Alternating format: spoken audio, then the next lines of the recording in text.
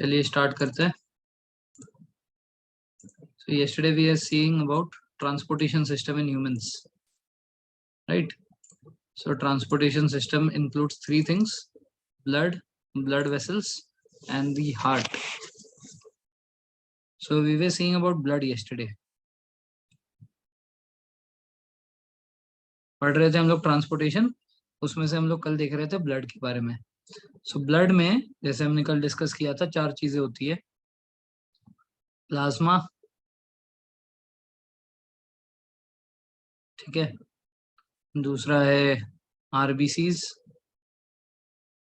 डब्ल्यूबीसीज and platelet.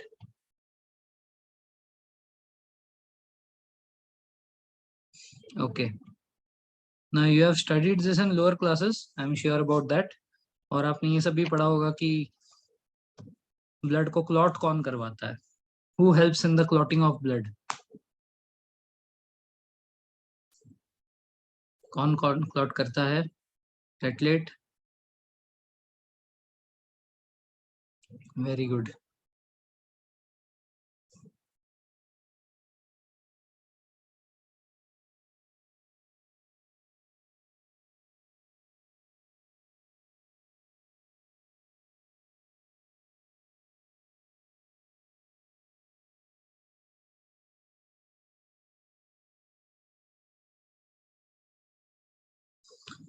अब देखो UPSC का कमाल.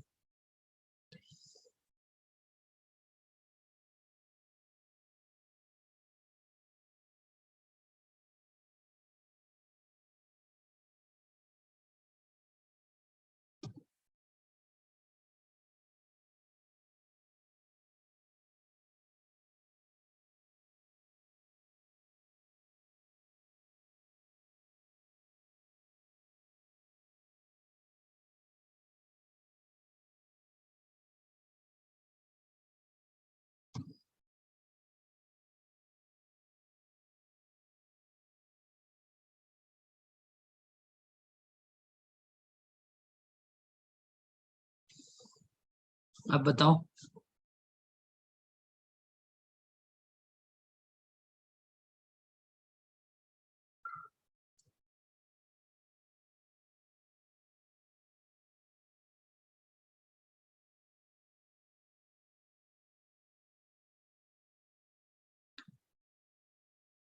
बताओ.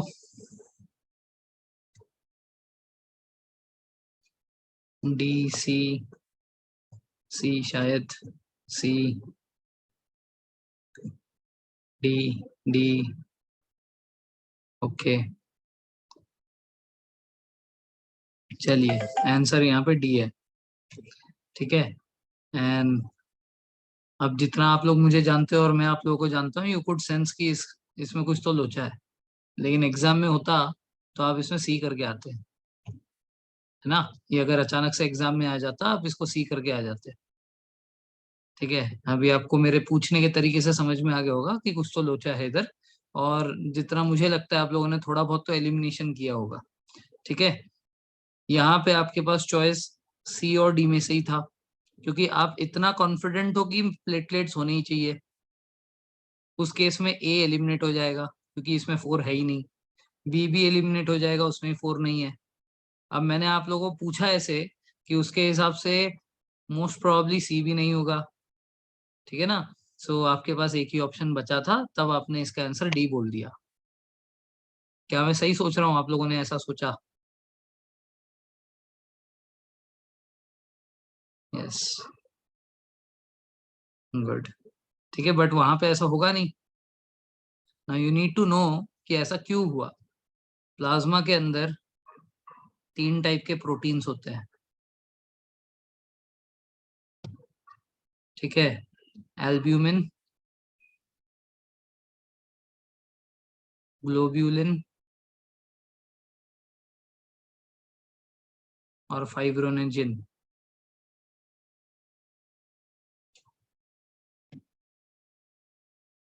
ठीक है.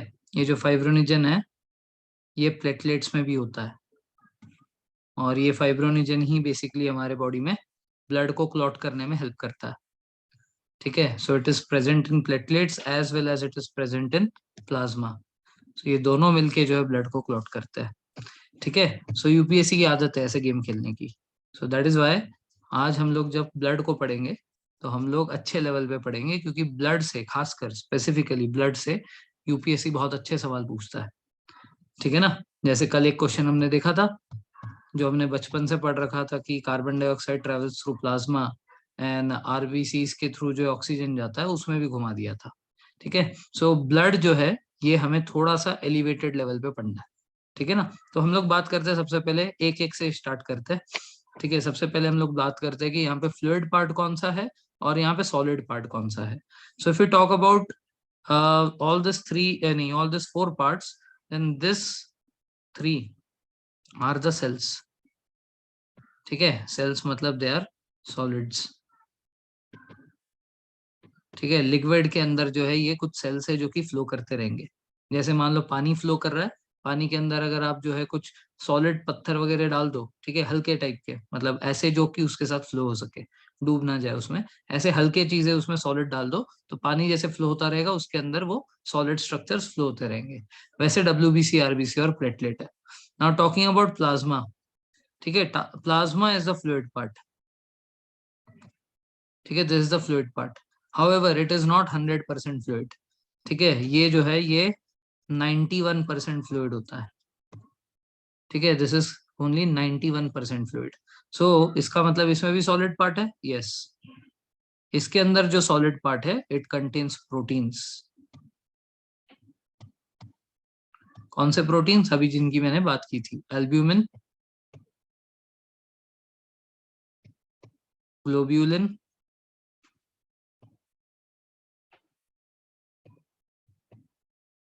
And fibrinogen.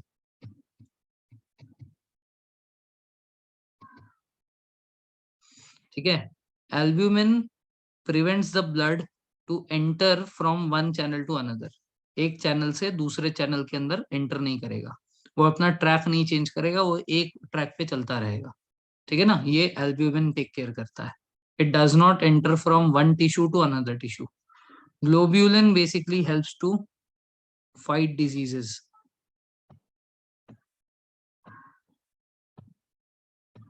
ठीक है, वैसे सर ये तो हमने डब्ल्यूबीसी में पढ़ा था।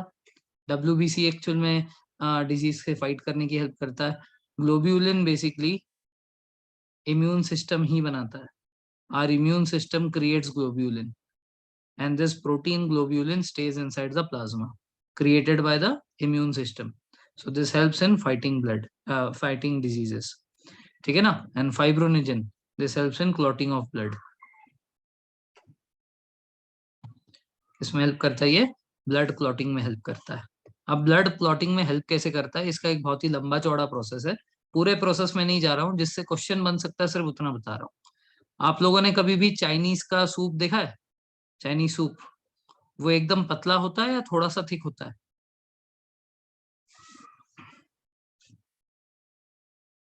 Is it ekdam watery or is it a little bit thick?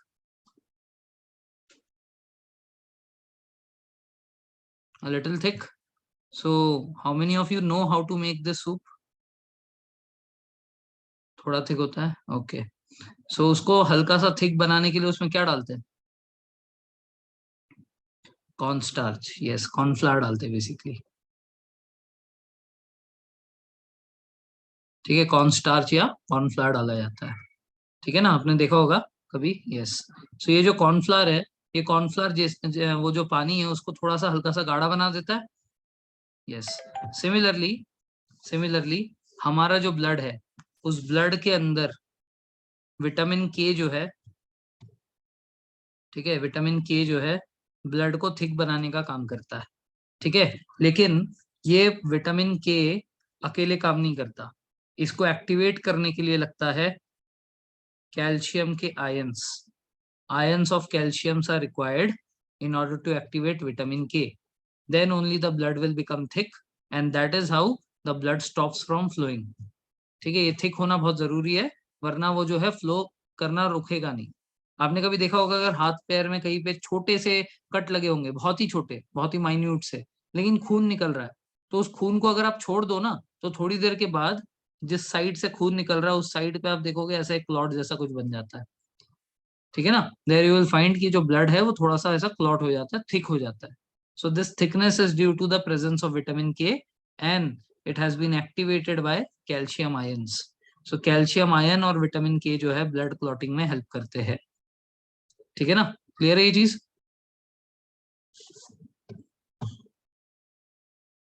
Okay, now we have come to know कि ये जो हमारा प्लाज्मा है ये 91% फ्लूइड है और इसके अंदर 9% जो है इसके अंदर सॉलिड्स है, ठीक है ना। नाउ 9% में से, ठीक है, नाउ 91% फ्लूइड है, 9% सॉलिड है। इस 9% में एक तो प्रोटीन्स वाले पार्ट हो गए, प्रोटीन्स जो अभी मैंने बताया। प्रोटीन्स के साथ साथ it also carries the food. अब हमने डाइजेशन प्रोसेस पढ़ा, उस डाइजेशन प्रोसेस में हम लोग एब्जॉर्प्शन पे आए थे। Absorption of food that takes place in the small intestine, जहाँ पे माइक्रोविलीज जो थे, microvillis carried the food to various parts of the body and we heard that कि this food is being carried from one part to another part through blood. अब blood में वो एक जगह से दूसरे फ्लो करके जा रहा है तो कौन से पार्ट में होगा? प्लाज्मा में होगा। अब प्लाज्मा में ये जो सॉलिड पार्ट है उसमें हमारा फूड भी होगा। The food that we have digested will also be there in that fluid, ठीक है। एंड द सेल्स, सेल्स मतलब ये RBC, WBC and platelet. So 9% में से some portion is protein, some portion is the food that is it is carrying, and the cell parts, ठीक है, that is RBCs, WBCs and platelets. Is it clear? Okay, so this completes our plasma. ये हो गया हमारा plasma. अब हम लोग एक एक करके आरबीसी, डब्ल्यूबीसी, प्लेटलेट्स ये सारे देखते हैं, ठीक है। सो अगर हम लोग बात करें आरबीसी की, RBCs are called as red blood cells और रेड ब्लड कॉप्यूलस। कॉप्यूलस मतलब ही सेल होता है। They are also called as erythrocytes,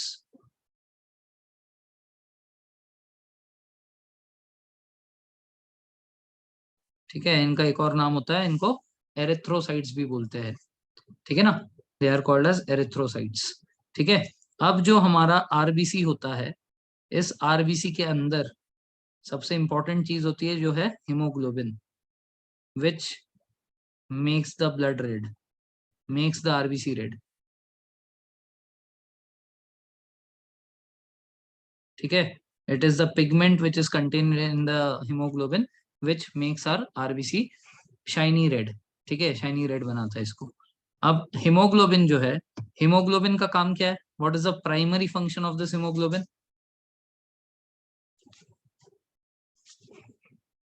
primary function क्या है हीमोग्लोबिन का? To carry oxygen, okay, and also carbon dioxide, ठीक है, फॉर बफर सोल्यूशन।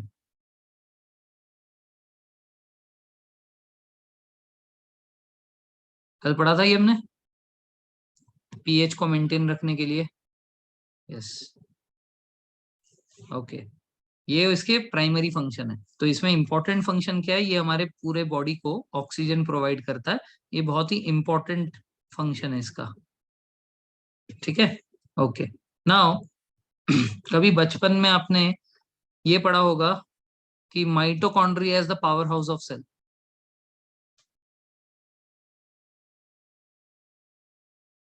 है ना। Yes, so mitochondria is the power house of cell. और बचपन में क्यों, कल ही तो पढ़ा था कि माइटोकॉन्ड्रिया एनर्जी बनाता है। अब ये माइटोकॉन्ड्रिया को एनर्जी बनाने के लिए क्या चाहिए? What is the important thing that it requires?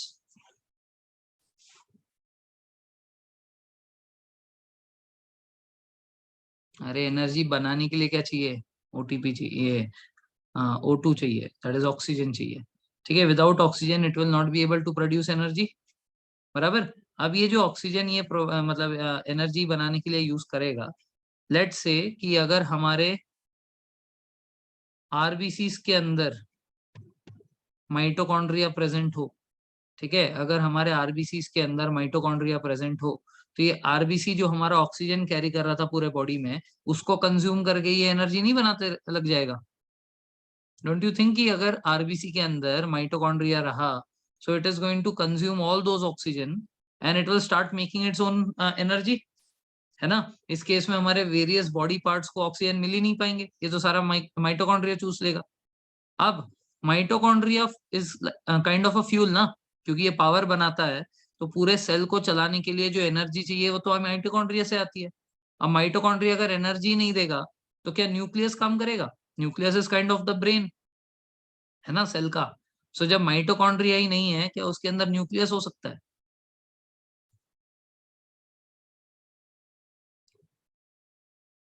है ना?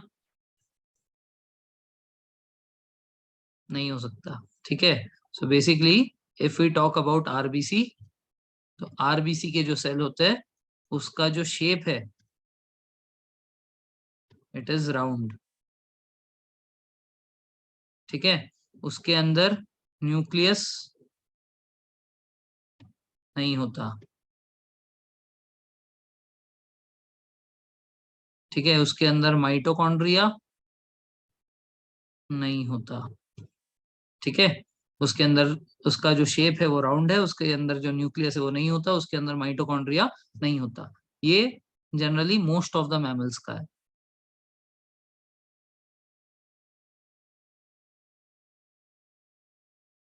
ठीक है। हम लोग क्या है? हम लोग मैमल है। We are mammals.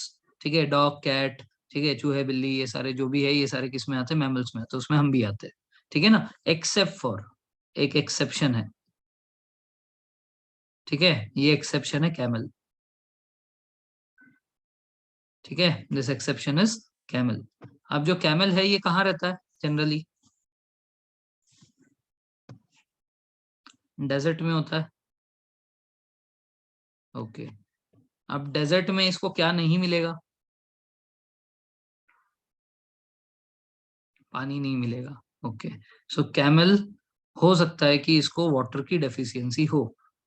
जब वाटर की डेफिशिएंसी होगी, इसका जो ब्लड है वो थिक होगा या थिन होगा? Will the blood be thick और थिन? थिन होगा। यस, बिकॉज उसके अंदर पानी नहीं है। पानी नहीं है तो बाकी सारे जो चीजें हैं वो थोड़े से गाढ़े बन गए। अब इसका जो ये जो थिन ब्लड की मैं बात कर रहा हूँ, ये थिन क्या है? अच्छा नहीं, थिक होगा ना यार, कहाँ से थिन बोल रहे हो? थिक हो जाएगा। क्यों थिक होगा? क्योंकि पानी नहीं है ना, सूख गया है पानी। पानी सूख गया तो बाकी जो कंपोनेंट्स है it will make it thick. अगर किसी चीज में अगर उसको ड्राई, चलो फिर से चाइनीज पे जाते हैं। ठीक है। You must have heard about Manchurian dry and Manchurian gravy, right? Chilli chicken dry, chilli chicken gravy, और वट एवर चिली पनीर। ठीक है। यस। तो बेसिकली जब हम लोग ड्राई की बात करते हो थिक होता है ना। सो इसका जो ब्लड है ये भी थिक होगा, क्योंकि उसके अंदर जो है पानी कम है। पानी कम के कारण ये थिक है। अब ये जो थिकनेस की हम बात करिए, थिक कौन है? प्लाज्मा है ना, because plasma is the fluid part. So the plasma is very thick in this. अब इस प्लाज्मा के अंदर से इसके आरबीसी को तैर कर एक जगह से दूसरे जगह जाने। So basically, the RBC required to cut through that thick blood and move from one place to another. So don't you think it will be very difficult to move in a thick solution? जो चीज बहुत thick है उसके अंदर से move करना बहुत मुश्किल होगा। डेंस है ना बेसिकली, ये बोल सकते हो गाढ़ा है मतलब डेंस है। तो उसके अंदर एनर्जी लगेगी ना फिर। If it wants to move from one place to another it is going to require energy. So क्योंकि एनर्जी की रिक्वायरमेंट है, इसीलिए ये एक्सेप्शन है। इसके अंदर जो है माइटोकॉन्ड्रिया, न्यूक्लियस, ये दोनों चीज होते हैं। Both are present. प्लस ये ताकि इजीली पेनिट्रेट करके जा सके, इसलिए इसका जो शेप होता है ये ओवल होता है, नॉट राउंड। ओवल शेप के कारण ये जो है थोड़े से पॉइंटेड है ना दोनों तरफ। ठीक है ना? तो इसके कारण ये बहुत ही इजीली जो है थिक ब्लड के अंदर से भी पेनिट्रेट कर करके इधर उधर जा सकता है। दैट इज वाई इसका जो शेप है वो राउंड नहीं है, ओवल है। ठीक है। इसके जो आरबीसीज है उसके अंदर माइटोकॉन्ड्रिया और न्यूक्लियस दोनों प्रेजेंट है। समझ में आ रही बात?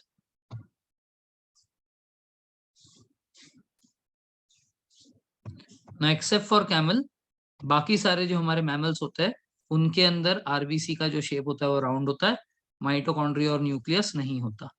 ठीक है, अब जिसके सेल में न्यूक्लियस ना हो, माइटोकॉन्ड्रिया ना हो, ठीक है, क्या वो जी सकता है? Can it live for very long? No. So that is why the life of RBC is just 120 days। अब क्योंकि इसका लाइफ बहुत छोटा होता है, इसीलिए इसका प्रोडक्शन बहुत फास्ट होता है। ठीक है, ये जो आरबीसीज है इनका जो प्रोडक्शन है ये हमारे रेड बोन मैरो में होते हैं।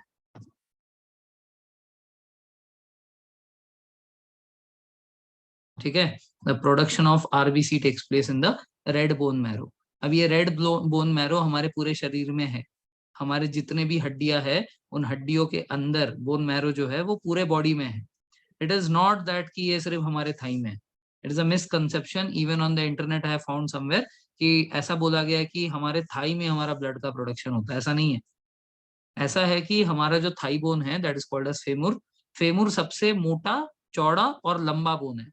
ठीक है, it is the largest bone of the human body, और काफी चौड़ा भी है क्योंकि थाई के अंदर जो बोन है वो बहुत चौड़ा है। इसके वजह से उसके अंदर जो बोन मैरो है उसमें मैक्सिमम प्रोडक्शन ऑफ आरबीसी हो रहा है, but only site of production of RBC नहीं है वो। मैक्सिमम प्रोडक्शन हो रहा है ट्रू, बट ओनली साइड बोलना गलत होगा। पूरे बॉडी के अंदर जितने भी हड्डियां है सबके अंदर बोन मैरो है, सबके अंदर आरबीसी का प्रोडक्शन हो रहा है। ठीक है ना, तो ऐसा कहा जाता है कि अगर आप अपना ब्लड डोनेट करते हो 18 के बाद, ठीक है, after completing 18 years if you donate your blood, so with in 3 days, ठीक है, with in 3 days the amount of blood that you have donated will be again regenerated inside the body, body के अंदर दोबारा बन जाएगा। तो ये हमारे बॉडी में 120 दिन में, ठीक है, सारे आरबीसी मतलब जित 120 दिन जिनके कंप्लीट हो गए वो मर जाते हैं। ठीक है ना, बट अच्छी बात यह है कि इससे करीब 3 से 4 गुना आरबीसी फिर से जनरेट होते हैं। So every minute 120 days must be completed of some or the other RBC. So around every minute around 4 lakh RBCs are dying.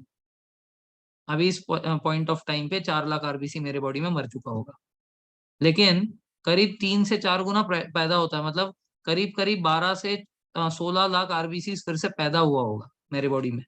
ऐसे ही आप लोगों के बॉडी में भी। आई बात समझ में? सो दैट इज वाई ये जो आरबीसीज है, ये आरबीसीज की कमी नहीं होती हमें, even though it is not having nucleus and mitochondria and their life span is very very low, but हमें उसकी कमी महसूस नहीं होती बिकॉज उसका प्रोडक्शन बहुत ज्यादा फास्ट होता है बॉडी में। क्लियर है? अब इसका मतलब अगर इतना इतना ज्यादा गुना ये बॉडी के अंदर क्रिएट हो रहा है तो कभी एक्सेस भी हो जाता होगा हमारे बॉडी के अंदर, कभी एक्सेस ब्लड भी आ जाता होगा, क्योंकि अलग अलग रीजन से बॉडी से ब्लड बाहर जा सकता है। इंजुरी हो गई, बॉडी से बाहर चले जाएगा। ठीक है ना, कुछ भी हो गया, जैसे कई बार तो नाक से ऐसे गर्मी के समय में मेरे नाक से टपकता है, बहुत सारा खून निकल जाता है एक बार में। सो यस, सो इसके कारण हमारे बॉडी में ब्लड लॉस हो सकता है। तो बॉडी क्या करता है कि थोड़ा सा रिजर्व बना के रखता है। So the excess of RBCs, excess of RBCs are stored in the spleen। अब ये स्प्लिन क्या चीज है? स्प्लिन होता है कि हमारा जो स्टमक है ना, ऐसे ऐसे शेप का स्टमक देखा था उस दिन हमने, इसके पीछे एक ऑर्गन होता है जिसको बोलते हैं स्प्लिन। पेट के जस्ट थोड़ा सा ऊपर, नॉर्थ नॉर्थ ईस्ट की तरफ पेट के, ठीक है, उधर एक होता है स्प्लिन। ठीक है, so excess of RBC stored in spleen, hence this spleen is called as blood bank of RBCs और body, blood bank of body. अब किसी को ये सवाल आ रहा है क्या कि सर अगर हमारे बॉडी के अंदर ही स्टोर हो रहा है तो इंजुरी के टाइम पे हमें फिर एक्सटर्नली ब्लड बैंक से खून लाने की क्यों जरूरत पड़ती है? Is this question coming? नहीं आना चाहिए, बहुत बेकार क्वेश्चन है, क्योंकि ठीक है, बॉडी के अंदर स्टोर होगा तो कितना ही होगा, बहुत ज्यादा तो नहीं हो सकता ना। तो इसीलिए क्या है कि वो जब खत्म हो जाता है बॉडी के अंदर जितना रिजर्व था, उसके बाद अपने को एक्सटर्नल सोर्स से लगता है। ठीक है, तो स्प्लिन को क्या बोलते हैं? ब्लड बैंक ऑफ बॉडी बोलते हैं। इसको नोट करके रखिएगा। क्लियर है? हाँ, डेफिशिएंसी होता है ना, आएंगे उस पे भी, ठीक है। Okay, now life of RBCs, ये कितना है, 120 दिन। सो ये मर जाते हैं तो फिर उसके बाद क्या होता है उनका, when they die what happens. So ये जो आरबीसीज मर गए, ये मरने के बाद भी चले जाते हैं स्प्लिन में। After dying, after 120 days, they again go back to the spleen. So spleen is hence again called by the name graveyard of RBCs.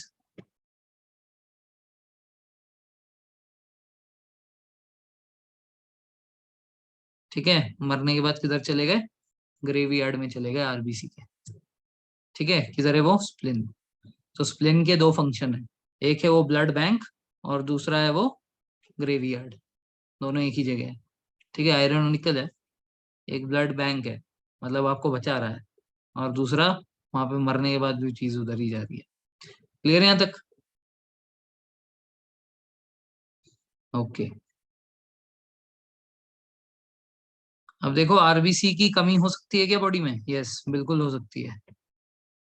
RBC की अगर कमी होती है, डेफिशिएंसी होती है, ठीक है, तो उसको बोलते हैं एनीमिया। अब एनीमिया के बहुत टाइप्स होते हैं। सिकल सेल एनीमिया होता है। नॉर्मली हमारे आरबीसी जो है वो ऐसे राउंड होता है, बट अगर ऐसे सिकल सेल फॉर्म होते हैं, ठीक है, ऐसे फॉर्म होते हैं, तो they are called sickle cell anaemia. ठीक है, उसके बाद कई बार रेगुलर साइज से बहुत बड़े साइज के आरबीसीज बनते हैं। ये मान लो रेगुलर साइज है, तो ऐसे बहुत बड़ा बन गया। बहुत बड़ा बनने से दिक्कत क्या है, कोई दिक्कत है क्या? Is there any problem if the size of RBC cells are big? Blood flow नहीं, वो तो फ्लो होता रहेगा, उसमें दिक्कत नहीं है।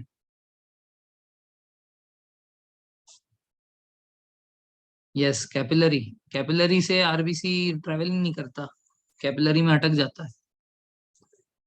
देखो, देखो ध्यान से देखो, हमारे पास दो बॉक्स है सेम साइज के, मान लो दोनों का साइज सेम है। अगर मेरे पास थोड़े छोटे बॉल्स हो, I am going to have more number of balls contained in the box. But if I am having big balls, so the number of balls totally contained in the box will be less. So blood count और RBC count कम हो जाएगा। ठीक है, हमारी body में RBC count कम हो जाएगा। ठीक है, ये भी एक टाइप का एनीमिया है। ठीक है, सो ऐसे एक होता है थैलेसेमिया। ठीक है, थैलेसेमिया में क्या होता है कि आरबीसी बनता ही कम है बॉडी के अंदर, आपका जो बोन मैरो है बनाता ही कम। अब ये जेनेटिक है, now this is a genetic बीमारी, ये पेरेंट्स ऑफस्प्रिंग में अपने आप आता है। अब थैलेसेमिया हुआ तो इसका मतलब ये कि या तो आरबीसी बनेगा ही नहीं, या तो ना के बराबर बनेगा। ऐसे इंसान को एक्सटर्नली आरबीसी देने पड़ते हैं। ठीक है ना? So I know only one person, one of my student had it. So every Wednesday और Thursday she used to go to get her blood replaced. ठीक है, सो मैं एक को जानता था, बहुत ही खतरनाक बीमारी है, अच्छी बात नहीं है। ऐसे लोग ज्यादा जी नहीं पाते। ठीक है, क्योंकि कितने समय तक ऐसे आप चेंज करते रहोगे। The good thing is that कि उसके पापा आर्मी में थे, तो लाइफ टाइम क्या है कि ये फ्री में होता रहेगा एमएच में। तो सोचो कि किसी को थैलेसेमिया है और वो प्राइवेट पर्सन है, ठीक है, तो हर हफ्ते ब्लड को चेंज करवाना पड़ता है। तो एक तो बहुत ही महंगी बीमारी है, उसके ऊपर क्या है कि लाइफ स्पैन भी बहुत कम है। So it is something which is a very very bad disease. RBCs are not created by your are, ये क्या बोलते, बोन मैरो। ठीक है, तो ये सारे टाइप्स है एनीमिया के। तो एनीमिया होता किसके वजह से? Anaemia is due to what prevents excess blood and dead. अरे तो उसमें सेक्शंस है, पॉकेट्स है, डोरेमोन की पॉकेट की तरह उसमें सेक्शंस है। ठीक है, और उसके बाद उसका क्या होता है मैं बताता हूँ, रुको। तो अभी हम लोग एनीमिया डिस्कस कर रहे थे, तो एनीमिया किस लिए होता है? डेफिशिएंसी ऑफ आयरन के कारण। आयरन अगर बॉडी में कम है तो हमें एनीमिया होता है। ठीक है, if the iron is less, anaemia होने के चांसेस मोर। क्लियर है?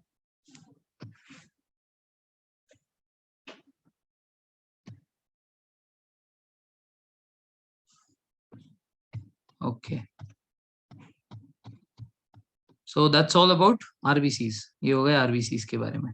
ठीक है, अब इसके बाद है हमारे डब्ल्यूबीसीज। ठीक है, next we have is डब्ल्यूबीसीज।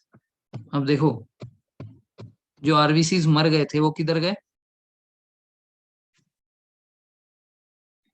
Spline में। स्प्लिन में पुनर्जन्म होता है डब्ल्यूबीसीज का। ठीक है, तो स्प्लिन जो था वहां पे डब्ल्यूबीसीज तैयार होते हैं। एक स्प्लिन में होते हैं और एक लिवर में होते हैं। ठीक है, ये जो ग्लोब्यूमिन देखा हमने, एल्ब्यूमिन, ग्लोब्यूलिन, यस, तो वो जो ग्लोब्यूलिन था वो इम्यून सिस्टम वाला था। Globulin is created by liver, ये लिवर बनाता है।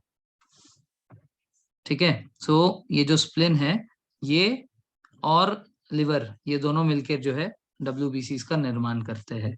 ठीक है ना। अब देखो, मुर्दे से उठकर आया ये जो आरबीसीज थे, ये आरबीसीज जो मर गए थे, जो स्प्लिन में गए थे, दे आर रीजनरेटेड एज डब्ल्यूबीसीज। तो इसकी लाइफ स्पैन तो और कम होगी, मुर्दे से बन के आया है वो। ठीक है, सिर्फ इसके अंदर क्या आ जाता है, इसके अंदर जो है न्यूक्लियस आता है। ठीक है, न्यूक्लियस आता है, इसका ट्रांसफॉर्मेशन होता है, मेटामॉर्फिज्म होता है। मेटामॉर्फिज्म से डब्ल्यूबीसीज के अंदर जो है न्यूक्लियस होते हैं।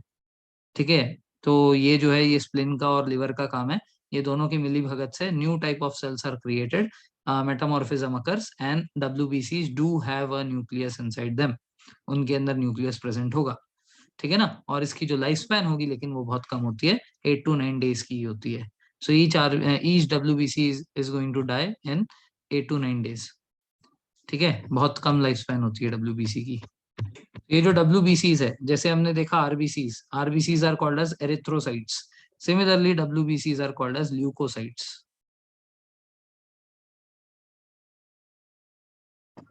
क्या कहते हैं इनको? ल्यूकोसाइट्स। ठीक है, in simple way they are called as fighter और soldier of the cell, of the body.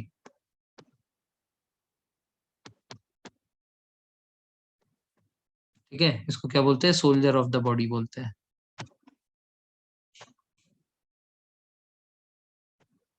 ठीक है, तो इसके अलग अलग तरीके हैं। ये इसको सोल्जर क्यों बोलते हैं? Because is basically protects the body from any foreign particles like virus, bacteria, et cetera et cetera et cetera. अब इसके अलग अलग टाइप्स होते हैं। ठीक है, there are various types of डब्ल्यूबीसीज which are there in our body. ठीक है, तो ये जो वेरियस टाइप्स है हमारे डब्ल्यूबीसीज के, ठीक है, वो ये है,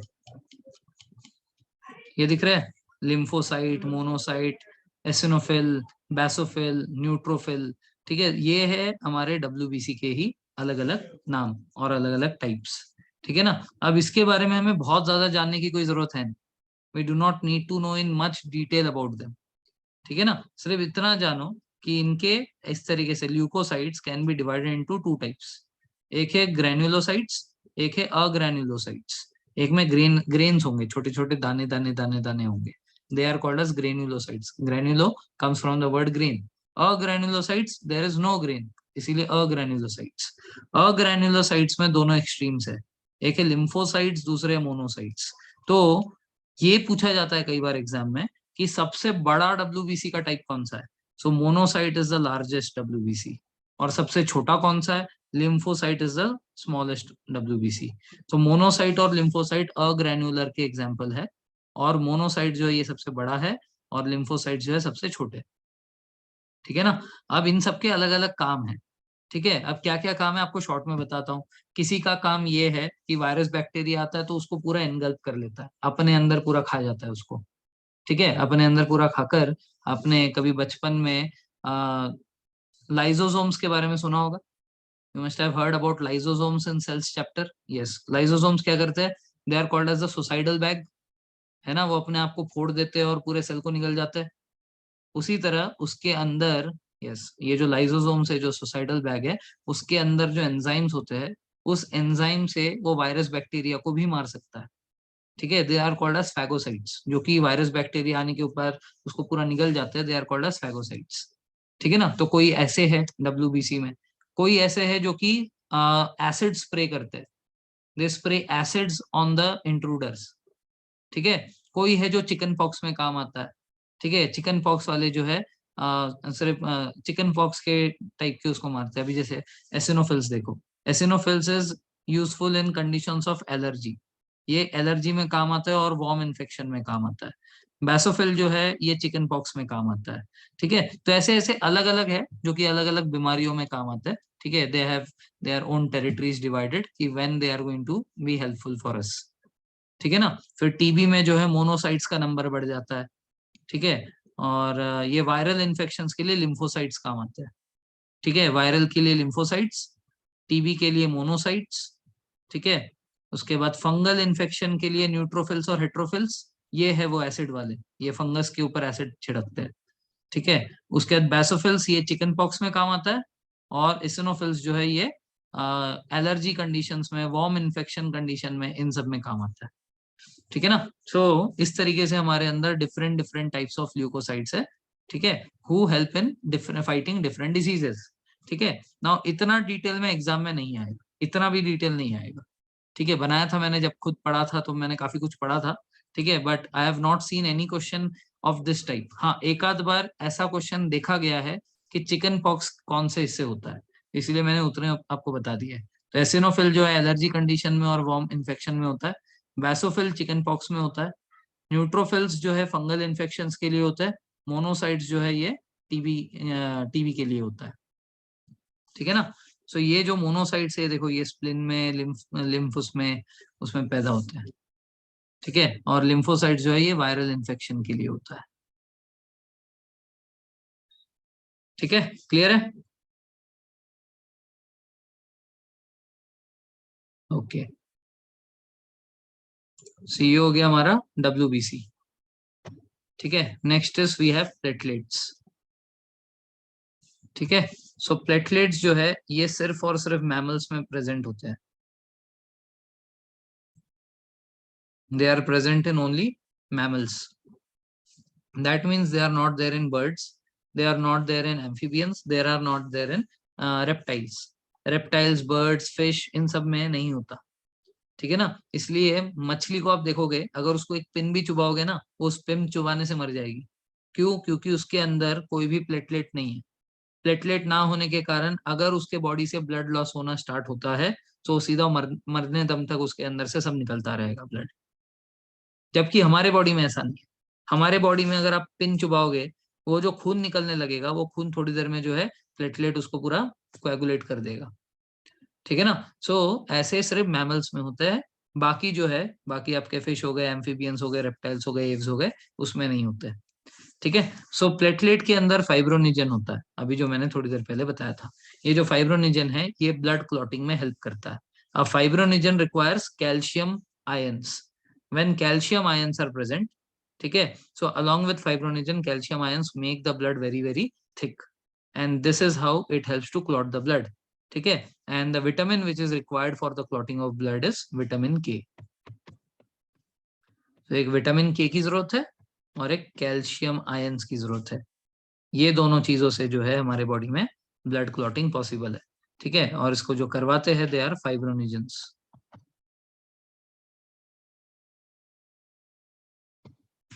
क्लियर है। ओके, सो ये हो गया बहुत ही यूजफुल इंफॉर्मेशन अबाउट ब्लड। ठीक है, now this blood flows through what?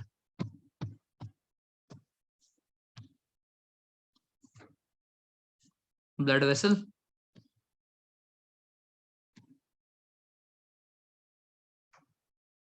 Now blood vessels are of three types. ठीक है, artery, arteries, veins and capillaries.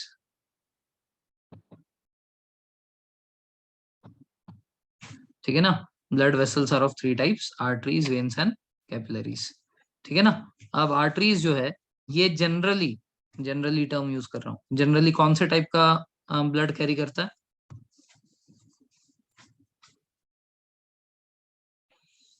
Oxygenated, जिसमें ऑक्सीजन प्रेजेंट हो। वेन्स कौन से टाइप का कैरी करता है?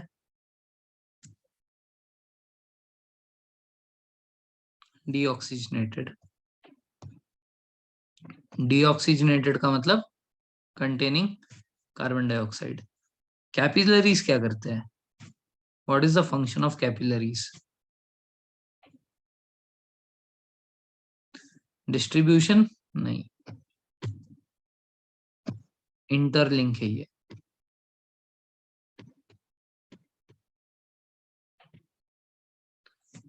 Organ to blood vessels, yes, it is interlink between arteries and veins and interlink between blood vessels and organs. Arteries veins का interlink है और ब्लड वेसल और ऑर्गन्स के बीच का भी इंटरलिंक है। ठीक है ना। अब कैपिलरी को हम लोग अच्छे से समझेंगे और कैपिलरी फंक्शन समझने के साथ साथ हम ये भी समझेंगे कि एक और लीक्ड आउट पार्ट होता है ब्लड का। अभी हमने ब्लड तो डिस्कस कर लिया, एक और लीक्ड आउट पार्ट होता है ब्लड का जिसको बोलते हैं लिम्फ। ठीक है, तो अभी हमें दो टर्म्स और पढ़ने हैं ब्लड से रिलेटेड, एक है लिम्फ और दूसरा है सीरम। ठीक है, आपने सीरम इंस्टीट्यूट ऑफ इंडिया सुना है? Have you heard about serum institute of India? किसका ये?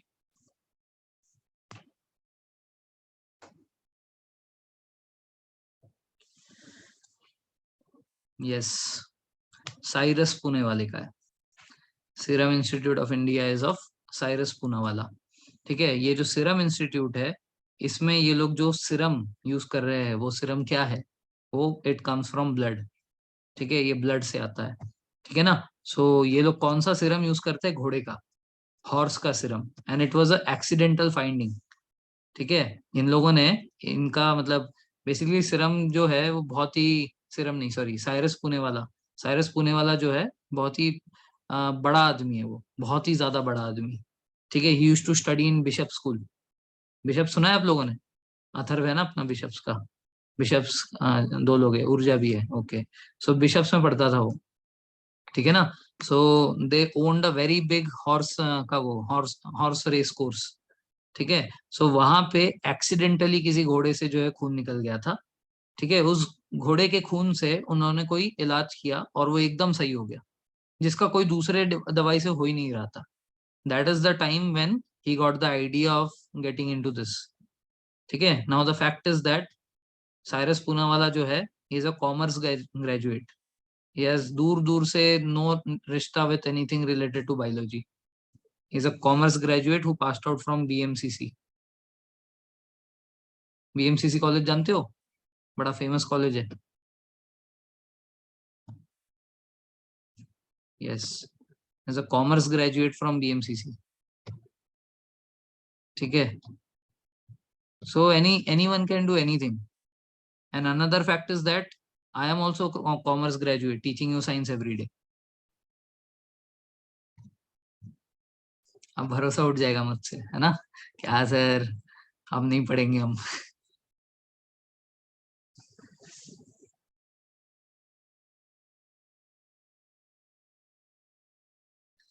ओके, सो आर्टरीज की अगर हम बात करें, अब तो गूगल करेंगे सब। अच्छा, अरे भरोसा नहीं आप पे, क्या बोल रहे हो? अच्छा, वी न्यू। ओके, ठीक है। सो आर्टरीज जो है ऑक्सीजनेटेड ब्लड, वेन्स जो है डीऑक्सीजनेटेड ब्लड, कैपिलरीज इंटरलिंक करने में हेल्प करता है। ठीक है, और आपको मैं उसके बाद बताऊंगा कि सीरम और लिम्फ क्या होता है। ठीक है, नाउ आर्टरीज के लिए ऑक्सीजनेटेड, वेन्स के लिए डीऑक्सीजनेटेड, ये सफिशियंट इंफॉर्मेशन नहीं है। ठीक है, क्योंकि इसमें एक्सेप्शन आएगा। वो एक्सेप्शन जब हम लोग हार्ट पढ़ेंगे तब आपको समझ में आएगा कि क्या एक्सेप्शन है। ठीक है, for now the main definition of artery is that arteries carry blood, arteries carry blood from heart to different body parts। इसमें कोई एक्सेप्शन नहीं है। ठीक है ना, arteries carry blood from heart to different parts of the body, इसमें कोई exception नहीं है। ठीक है, सिमिलरली वेन्स के लिए हम लोग ये बोलेंगे it carries blood from various body parts back to heart. इस वाले में भी कोई ये कोई क्या बोलते हैं एक्सेप्शन नहीं है। अगर हम लोग ऑक्सीजनेटेड बोले और डीऑक्सीजनेटेड बोले तो इसमें एक एक आता है एक्सेप्शन, हार्ट के और लंग्स के केस में।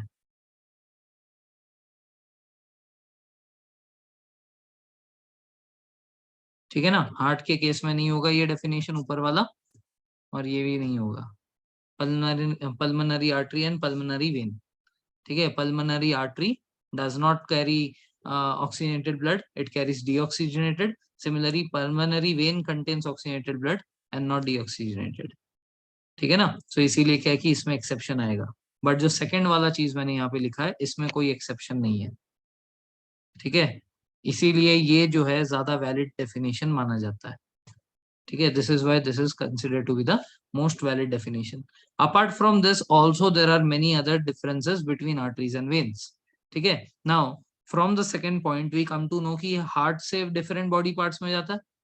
अब हार्ट के अंदर पंपिंग होती है ना, धक धक धक धक धक धक। So basically this contraction and relaxation which is going on is basically forcing the blood. कल मैंने बताया था सेप्टम, तो सेप्टम से ब्लड जो है बहुत ही प्रेशर से डिफरेंट बॉडी पार्ट्स के अंदर जा रहे हैं, है ना।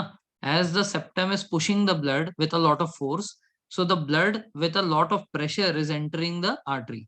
सो अगर मान लो कि आपके टैप में बहुत ज्यादा पानी का प्रेशर है और आपने उस टैप पे एक ऐसा पाइप कनेक्ट किया कि जो सबसे पतला है, very very very very thin, तो क्या होगा उस हाई प्रेशर ऑफ ब्लड क्या बोलते हैं वाटर से, ब्रेक हो जाएगा, फट जाएगा। ओके, सिमिलरली हमारे आर्टरी के अंदर भी तो बहुत ही ज्यादा प्रेशर से जा रहा है blood. So in order to prevent that, ठीक है, इन ऑर्डर टू प्रिवेंट फटिंग of arteries, what happens is the walls of arteries are very very thick. Artery के जो वॉल होते हैं वो बहुत ज्यादा थिक होते हैं। ठीक है ना। On the other hand veins different body part से वापस हार्ट में लेकर आ रहा है ब्लड को, from various body parts the blood is coming back to the heart. In this case there is no pumping, यहाँ पे कोई पंपिंग नहीं हो रही। मेरे हाथ से अगर ये ब्लड आना है ऐसे, तो मेरे हाथ में कोई पंपिंग नहीं हो रहा है, तो पंपिंग नहीं हो रहा है तो फिर यहाँ पे तो बहुत ही धीरे धीरे आएगा। इसका मतलब the walls of the veins are very very thin because there is no pressure. समझ आ रही है बात? Okay, now from the heart, ठीक है, from the heart the blood is actually flowing downwards in most of the cases, है ना, क्योंकि हार्ट हमारा काफी ऊपर है। ये हार्ट से ऊपर सिर्फ सर में ब्लड जाता है, ठीक है, टुवर्ड्स द हेड। सर के सिवाय बाकी सारा ब्लड जो है हमारा नीचे ही की तरफ आ रहा है। इसका मतलब ये टुवर्ड्स ग्रेविटी है, टुवर्ड्स ग्रेविटी है, प्लस यहाँ से बहुत ज्यादा फोर्स भी मिल रहा है, इसीलिए इसको फ्लो होने में कोई दिक्कत नहीं होता। ठीक है ना, ऐसा नहीं कि ये इधर से फ्लो किया और आधे रास्ते बाद फिर से हार्ट में आ गई, ऐसा नहीं होगा। It will flow very easily because it is going towards gravity, except for head.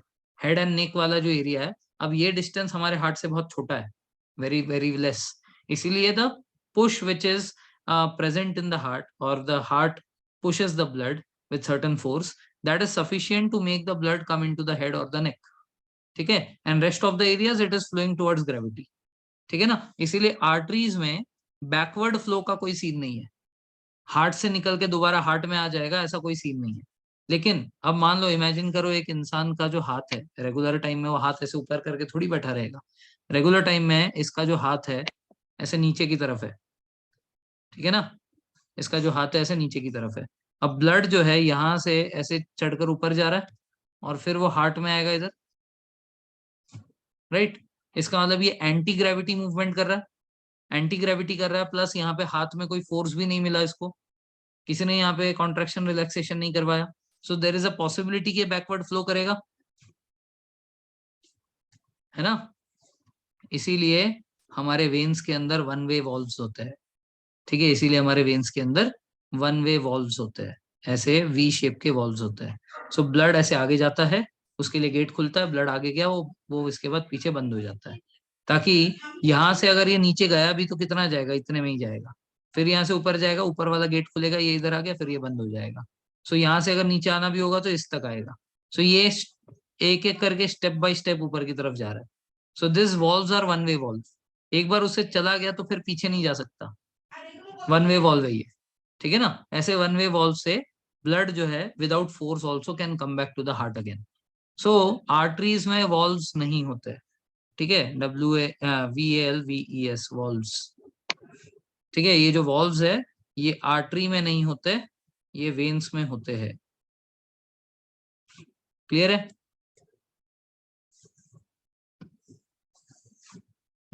Okay. So these are the difference between arteries and veins. Why did I ask you about the difference between, or why did I teach you about the difference between? इसमें ऐसे questions आते हैं, which of the following statement is true regarding arteries? Which of the following statement is true regarding veins? So that is why you require to understand the difference between the two, so that you can differentiate when they ask for this true or false वाला question. Which of the following is correct? Which of the following is not correct? उसमें आ जाएगा। ठीक है, now let us talk about the capillary. तो capillary का क्या काम है? सो हमारा जो आर्टरी, मान लो ये सेल को ब्लड पहुंचाने वाला है, हमारा जो आर्टरी है ये ब्लड को लेकर आया। Let me draw with red. ठीक है, ये ब्लड को जो है हमारे सेल तक लेकर आया। ठीक है ना। अब ये सेल से जो ब्लड है वो इधर इस सेल मतलब ये सॉरी, ये जो हमारा आर्टरी है, आर्टरी से जो ब्लड है वो हमारे सेल में गिरा। ठीक है, it fell into the cell. ठीक है, अब सेल के अंदर क्या पूरा का पूरा ब्लड गिरता है?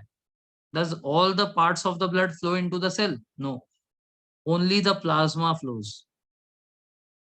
सिर्फ प्लाज्मा जो है वो हमारे सेल के अंदर जाता है। सो बाकी सारी चीजें जो आरबीसी था, डब्ल्यूबीसी था, प्लेटलेट था, उसका क्या होता है? वो इधर अटक जाता है। क्यों अटक जाता है? क्योंकि यहाँ पे लगे होते हैं कैपिलरीज। ठीक है, तो कैपिलरीज जो है बहुत ही पतले पतले ट्यूब्स है, they are very very thin tubes. वो कुछ ऐसे अटैच होते हैं और दूसरी तरफ से पतले वेन्स होते हैं। ठीक है, सो ये जो बीच में है, ये जो बीच में थोड़ा सा ऐसा ये जो नेटवर्क बन रहा है, ये है capillaries. So they do not allow the flow of three components from the blood into the cell, that is RBCs, डब्ल्यूबीसीज एंड प्लेटलेट्स। इनको वो सेल तक नहीं जाने देता। सिर्फ और सिर्फ प्लाज्मा जो है ये नीचे फ्लो करता है। प्लाज्मा जब सेल में फ्लो करता है, रहता तो है तो प्लाज्मा ही वो। ठीक है, it is plasma which is 91% fluid. ठीक है, but when it comes to the cell the name changes. अब इसको हम लोग इंटरसेल्यूलर फ्लूइड बोलते हैं। इंटरसेल्यूलर फ्लूइड क्यों? क्योंकि ऐसे एक सेल में थोड़ी गया है, ऐसे बहुत सारे सेल्स में गया है, और ये लिक्विड है तो सारे सेल्स के बीच बीच में फ्लो करेगा ऐसे। It is going to flow in between the cells like this. So that is why it is called as intercellular fluid.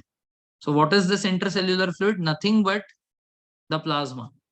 Plasma ही है ये, गंगाधरी शक्तिमान है, प्लाज्मा ही इंटरसेल्यूलर फ्लूइड है। क्लियर है? Okay, now what happens? Now what happens is ये जो प्लाज्मा है इसने हमारे सेल को ऑक्सीजन सप्लाई कर दिया है। It has given the oxygen, it has given the food, it has given the salts. ये सारा जो चीज था ये सब प्लाज्मा में कैरी हो रहा था, तो ये सब कुछ उसने किसको दे दिया? सेल को दे दिया।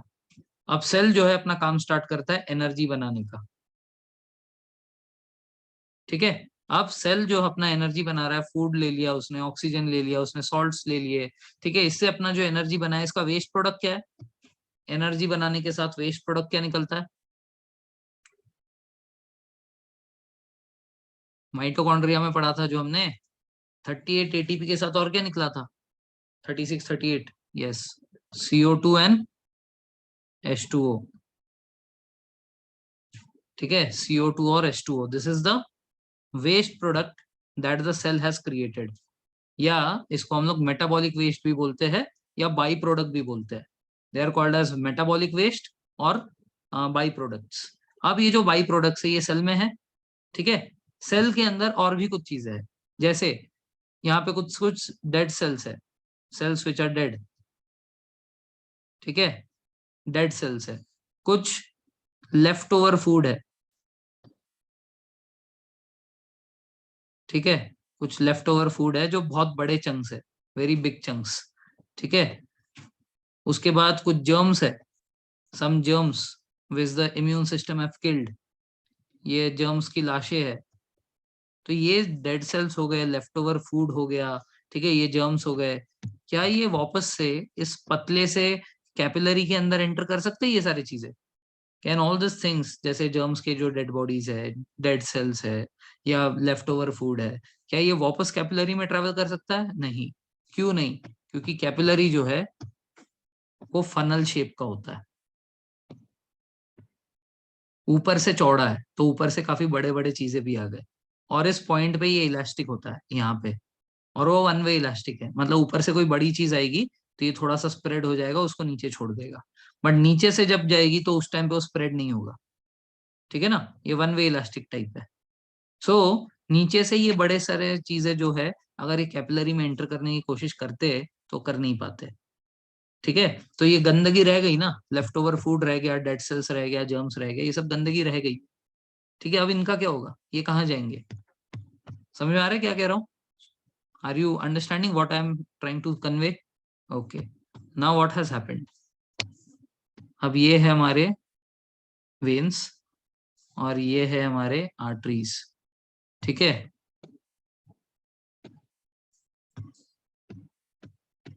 और इनके बीच में ये है कैपिलरीज। यहाँ पे हमारा सेल, और इस सेल के साथ इसी के इर्द गिर्द जो है हमारे प्लाज्मा है।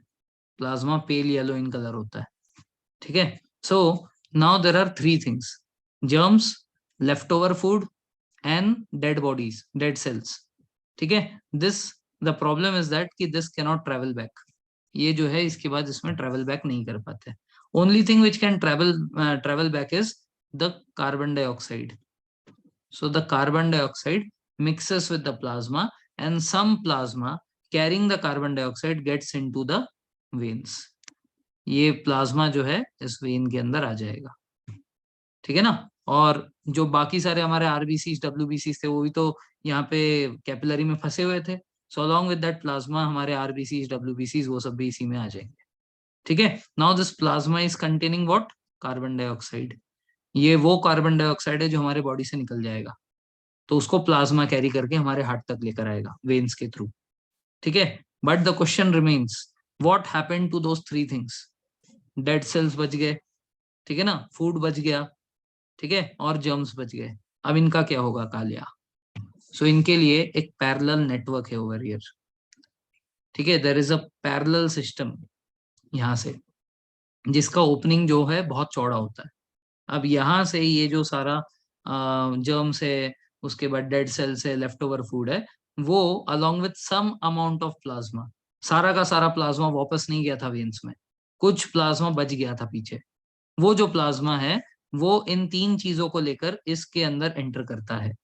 ठीक है, so plasma now enters this channel और tube. This tube is called as lymph node. इसको क्या बोलते हैं? लिम्फ नोड बोलते हैं। अब ये जो लिम्फ नोड है, इस लिम्फ नोड के अंदर गंदगी है, जर्म्स है, ठीक है, इसके अंदर डेड सेल्स है,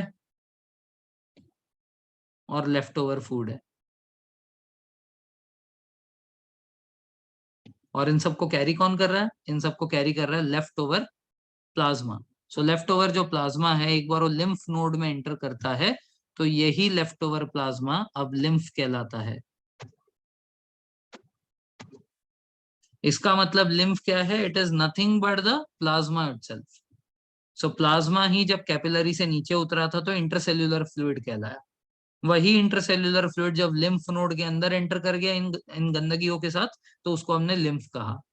so it is nothing but a part which has leaked out from the original blood.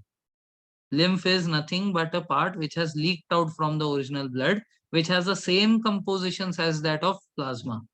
Plasma जैसा ही सेम कंपोजिशन होता है उसका भी। क्लियर है यहाँ तक? अब इनकी सफाई करनी है ना, अब ये जो गंदगी है इसकी सफाई होनी है।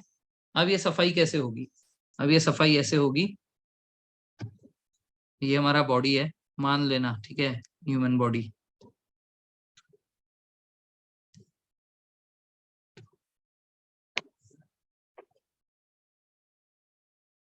अब जैसे ये हमारा हाथ है, ठीक है, सो हमारे हाथ से ये जब लिम्फ ऊपर आता है So this is a site where a lot of lymphocytes are present.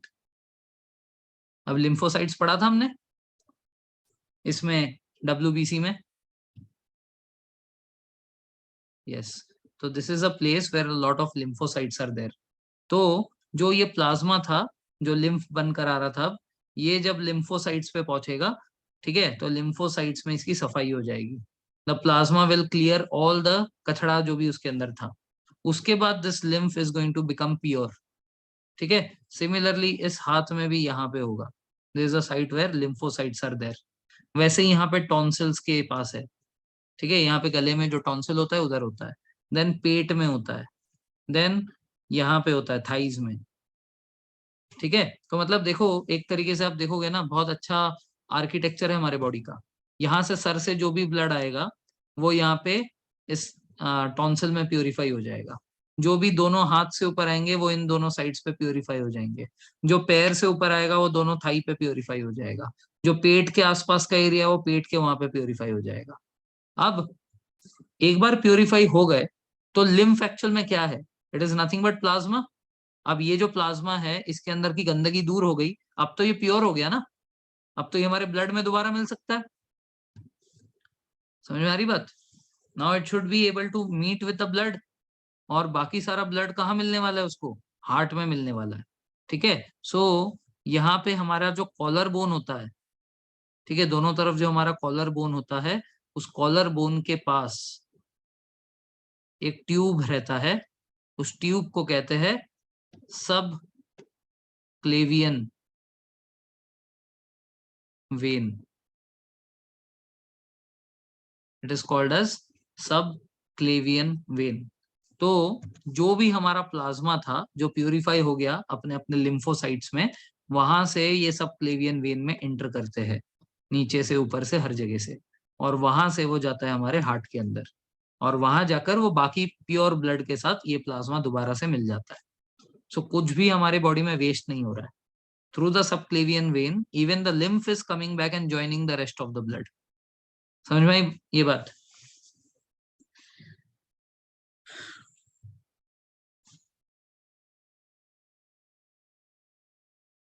Any doubts anyone?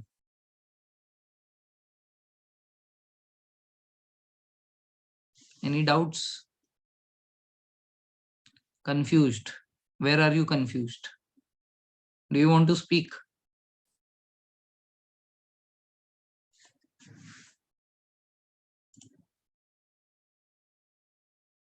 If you want to speak, you can.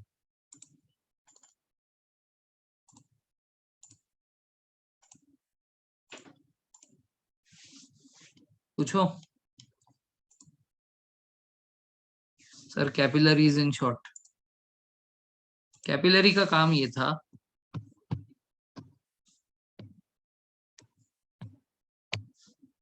Capillary का काम ये था कि ऐसे फनल शेप के थे. इसके अंदर से जब हमारे आर्टरी से ब्लड आया तो उसमें से केवल प्लाज्मा ही नीचे गया. ठीक है. बाकी जो आरबीसीज है, डब्ल्यूबीसीज है, प्लेटलेट्स है, ये सब इधर ही फंसे रह गए. ये इसी एरिया में अटक गए. ठीक है. सो सिर्फ प्लाज्मा नीचे गया था. अब प्लाज्मा ने जाकर सेल्स को बाकी सारा चीज दे दिया, फूड दे दिया, ठीक है ना, वो ऑक्सीजन दे दिया, सारा जो चीज चाहिए था उसको सब कुछ दे दिया. ठीक है. अब ये सेल ने अपनी एनर्जी तैयार की. एनर्जी तैयार करने के बाद वेस्ट प्रोडक्ट बचा CO2, NH2O. ठीक है. H2O तो चलो पानी है, बॉडी में यूज हो गया. ये जो CO2 है ये वेस्ट है. इस वेस्ट को लेकर some of the plasma again came back into the capillary. ठीक है. इसको लेकर उस कार्बन डाइऑक्साइड को लेकर, so along with that carbon dioxide some of the plasma came back into the capillary. यहां से चलकर वो चला गया वेन में. ठीक है. ये वेन में चला गया. तो कार्बन डाइऑक्साइड के साथ कुछ प्लाज्मा जो है वो वेन में चला गया. सो कुछ प्लाज्मा अब भी रुक गया है. कहाँ पे? इसी एरिया में, सेल के आसपास. अब सेल के आसपास क्यों रुका? क्योंकि उधर 3 गंदगी है. क्या क्या है? डेड सेल्स है, ठीक है, जर्म्स है, ठीक है, और लेफ्ट ओवर फूड है। लेफ्ट ओवर फूड में एक्चुअल में प्रोटीन्स और फैट्स आता है। ठीक है ना। अब ये जो बच गया, ये हमारे लिम्फ के थ्रू इस सिस्टम में चले जाएगा। तो यहाँ पे जो आपको डायग्राम दिख रहा है, ठीक है, कार्टून जैसा, this is called as lymphatic system.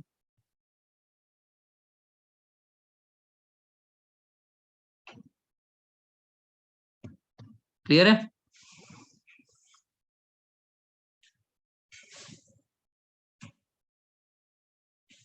Okay.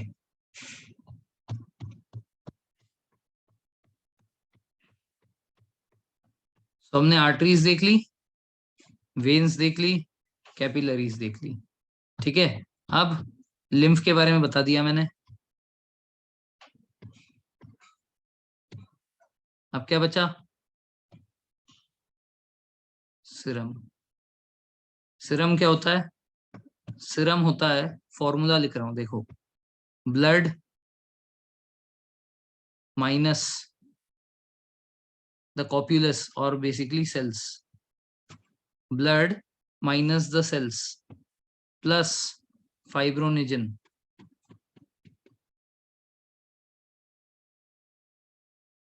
ठीक है, blood minus cells plus fibrinogen is called a serum. मतलब क्या? मतलब ब्लड में से सेल्स को माइनस कर दिया तो प्लाज्मा हो गया ना। ब्लड में से अगर मैंने सेल वाले पार्ट को, आरबीसी डब्ल्यूबीसी प्लेटलेट को हटा दिया तो प्लाज्मा हो गया। यस, उसके साथ फाइब्रोनिजन, मतलब जो ब्लड क्लॉटिंग के टाइम में काम आता है, उसको अगर मिला दो तो फिर सीरम बन जाएगा। क्लियर है?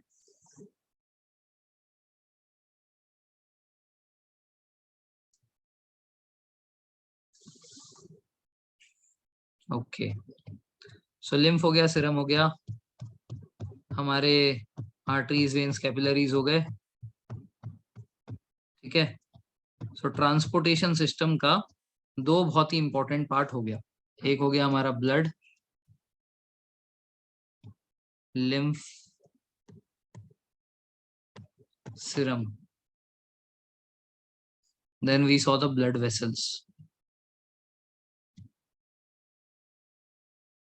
Now what is left is heart.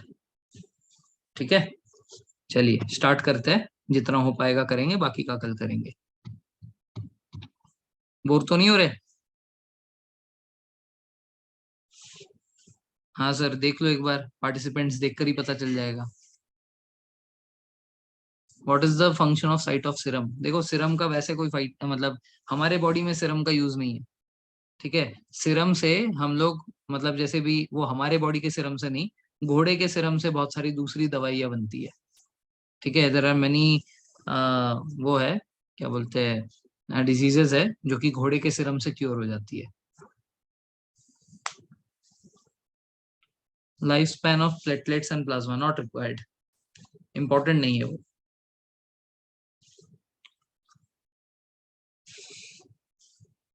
Okay, let us C heart. सो जो हमारा हार्ट है, ठीक है, जो हमारा हार्ट है वो है 4 चेम्बर्ड।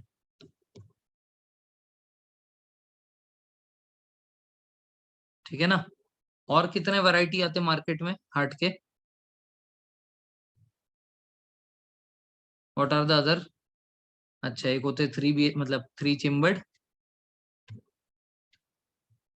और एक होते 2 चेम, मतलब अरे यार बीएचके लिख दिया क्या, 2 चेम्बर्ड, और एक होते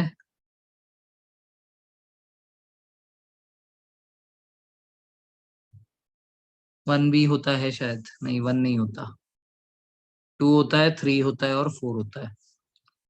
ठीक है, 2, 3 and 4। Now this question has been asked, हाँ हाँ, समझ गया मैं। ठीक है, now this question has been asked, ध्यान से देखना। 2 और 3 चेम्बर, ये किसमें है? तो 2 जो है ये फिशेस में होते हैं, मतलब फिश।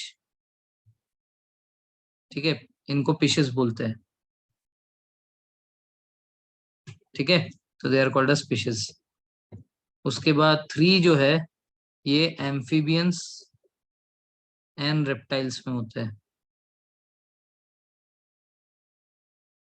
ठीक है, एम्फीबियंस एंड रेप्टाइल्स। अब रेप्टाइल्स में क्रोकोडाइल भी आता है क्या?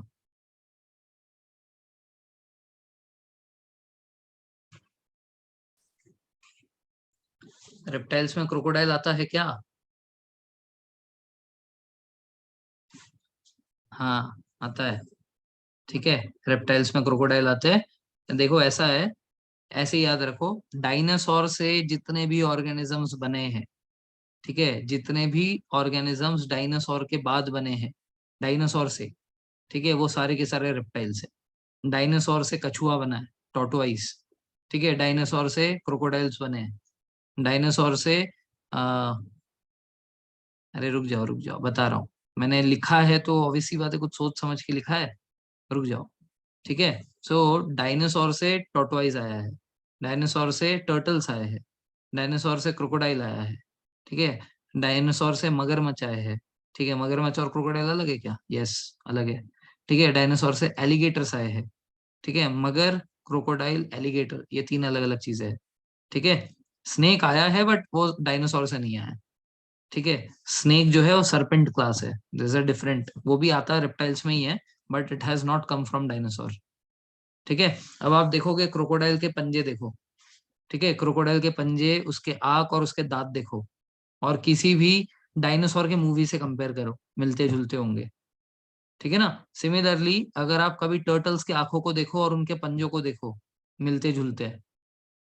ठीक है ना? सो बेसिकली डायनासोर्स भी क्या थे, मतलब रेप्टाइल्स थे। डायनासोर्स व रेप्टाइल्स।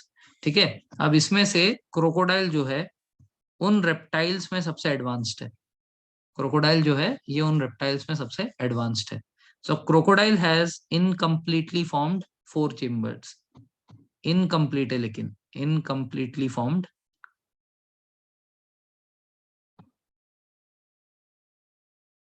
4 चेम्बर्स। ठीक है, अब इसको कई लोग 3.5 बोल देते हैं, तो 4.5 कुछ नहीं होता है, 3.5 होता है। ठीक है, वो क्रोकोडाइल का है। Crocodile has incompletely formed 4 chambers. अब उसको 4 में कंसिडर करे, 3.5 में करे, 3 में करे, that is up to us. ठीक है, that is up to us in the case of understanding. That is up to UPSC वो देगा क्या। अब सीडीएस में ये क्वेश्चन ऑलरेडी आ रखा है। सीडीएस में है विच ऑफ द फॉलोइंग, सारे रेप्टाइल्स के एग्जाम्पल थे, which of the following has 4 chamber heart. ठीक है ना? तो उसमें क्रोकोडाइल था, उसमें स्नेक था, उसमें टर्टल्स थे, और उसमें एक और कुछ तो था। ठीक है ना, या कोई मछली का नाम था, ऐसा कुछ था। तो क्रोकोडाइल उसमें जो है 4 में आ रहा है। अब 3.5 क्या होता है? अब मैं जब गिनती करूंगा तो ये 1 2 3, भले ही वो इनकम्प्लीट बनाओ है तो, मतलब एज अ यूनिट तो काउंट होगा ना। So how can I say that it is 3.5? ठीक है, सो कई जगह पे वो 3.5 लिखते हैं, बट वो 3.5 नहीं होता कुछ। ठीक है, इट इज एक्चुअल में 4। समझ में आई बात?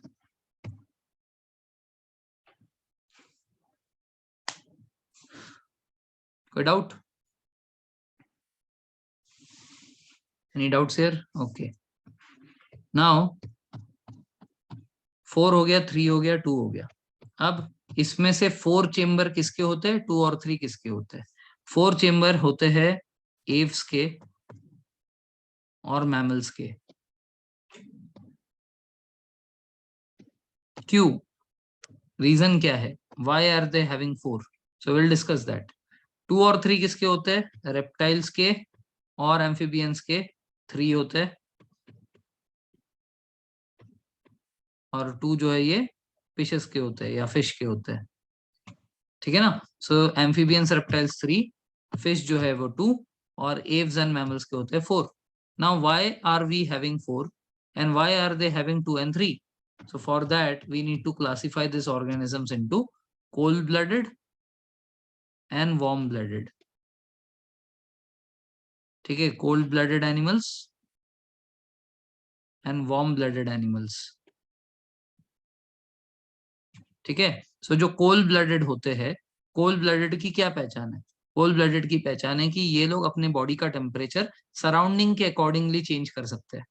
अगर आप एक मेंढक को लेकर, फ्रॉग को लेकर गर्म पानी में फेंक दोगे तो उसको उठाओगे, उसका शरीर गर्म मिलेगा। अगर आप डीप फ्रीजर में डाल दोगे तो उससे निकालोगे तो उसका शरीर आपको एकदम ठंडा मिलेगा और उसको कोई दिक्कत नहीं होगी, वो नॉर्मल लाइफ जिएगा। अब आप बोलो सर उसमें क्या है? अगर हमारे बॉडी को फेंका हमारा भी गर्म होगा, बट क्या आप उबलता हुआ पानी झेल पाओगे? नहीं।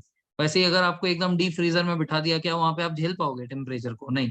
बट वो झेल लेगा, वो मजे में रहेगा उधर, क्योंकि उसका बॉडी जो है वो सराउंडिंग के टेम्परेचर को अडॉप्ट करता है। इसको बोलते हैं cold blooded.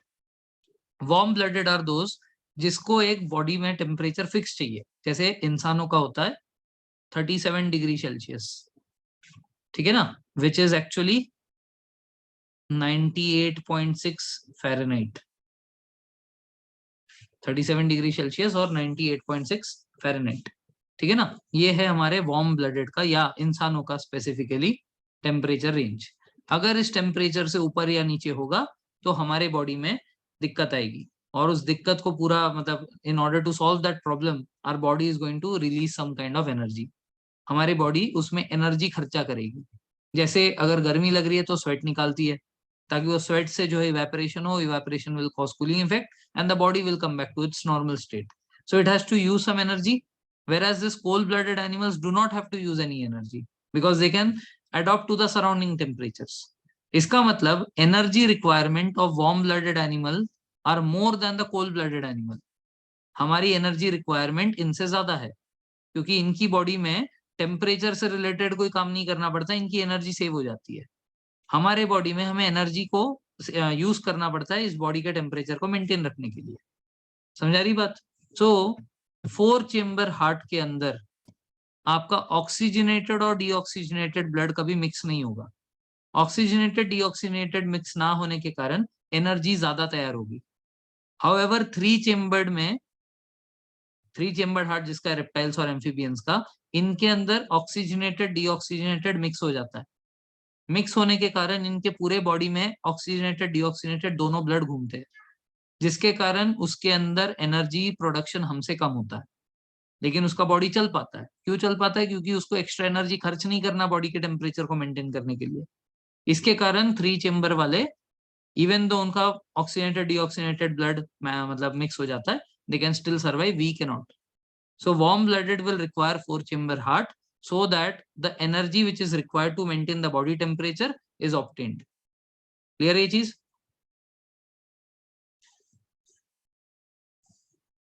Okay, now we'll understand the double circulatory system or the system of working of heart tomorrow. ठीक है ना? तो कल हार्ट करेंगे और हार्ट करने के बाद किडनी करेंगे, किडनी में मतलब अपना एक्सक्रीटरी सिस्टम, ठीक है। एंड उसके साथ साथ टाइम बचेगा तो बोन्स का भी कर लेंगे, तो कल ये चैप्टर खत्म हो जाएगा, ठीक है। So transportation and most probably I will also put the excretory system also. नहीं, ब्लड मिक्स हुआ तो ज्यादा नहीं बचती, क्योंकि देखो अब आप खुद ही सोचो, आपके पास 100 ml का एक बॉटल है, उसके अंदर पूरा का पूरा आपने सिर्फ ऑक्सीजनेटेड ब्लड डाला, ठीक है, तो आपको एनर्जी ज्यादा मिल रही है। अब आपके पास बॉटल 100 ml का ही है, लेकिन अब उसके अंदर ऑक्सीजनेटेड डीऑक्सीजनेटेड आपने मिक्स कर दिया, सो उसमें से एनर्जी बनाने के लिए तो सिर्फ ऑक्सीजन वाला ही पार्ट यूज हुआ ना, तो कार्बन डाइऑक्साइड जो उसी 100 ml में जगह खा रहा है उसका तो कोई यूज ही नहीं हुआ। समझ में आ गई बात?